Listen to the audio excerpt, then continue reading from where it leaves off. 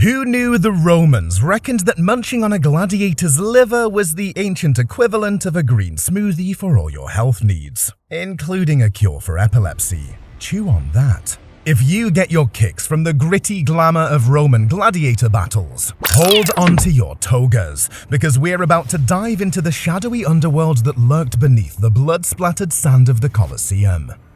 Gladiator fights, believe it or not, weren't always the crowd-pleasing spectacle they later became. They kicked off as a morbid way to mark the passing of some bigwig, with two brave brawlers going toe-to-toe until one was left standing, and the other, well, wasn't. The guy who swung the killing blow was thought to channel Hermes, the divine deliverer of final goodbyes, sparing the fallen warrior further misery. As Rome grew and glowed, these solemn send-offs transformed into the kind of brutal blockbusters that had the masses shouting for more. Ever wondered how these death matches morphed into Rome's most watched reality TV? Here's the scoop.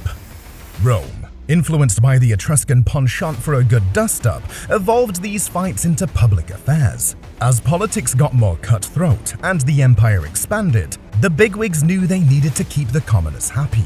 What better way than arranging a fight night with swords and shields?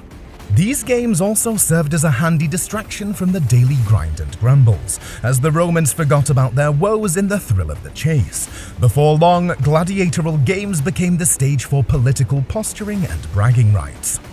Picture this. A buzzing arena, packed out with rabid fans. In one corner, a behemoth. Think Hulk meets Hercules. In another, a whip-it-quick wisp of a fighter, nimble and nasty, keen to take on the world. The arena's charged with the anticipation of the coming clash of titans. Gladiators prepped to rewrite history with their sweat and steel. Gladiators were the Kardashians of their day. They were the celebrity stars, but unlike the Kardashians, they drew screams and swoons with their swords and their deadly dance of death. They mixed muscle and finesse, captivating crowds with their lethal artistry. Despite the blood and guts, there was a bizarre camaraderie in the arena. After all, nothing says bromance quite like a near-death experience, right? So, who were these gladiators, and where did they come from? How did they become the embodiment of raw power and Roman swag? Let's spill the beans. Gladiators hailed from all walks of life and had their reasons for stepping into the sandy ring. Rome was having a bit of a slavery crisis back in the day, with some owners seeing their slaves as a potential source of entertainment. Deadly entertainment. Prisoners of war didn't have it any better. Instead of life imprisonment or slavery, these poor sods were thrown into the ring for a bit of fun and frolics, for the audience that is, and local crooks weren't let off the hook either. They were thrown into this lethal lottery as a form of public spanking. Of course, there were those who willingly signed up for a slice of the gladiator pie, seeking the glitz and glamour of the blood-soaked big time.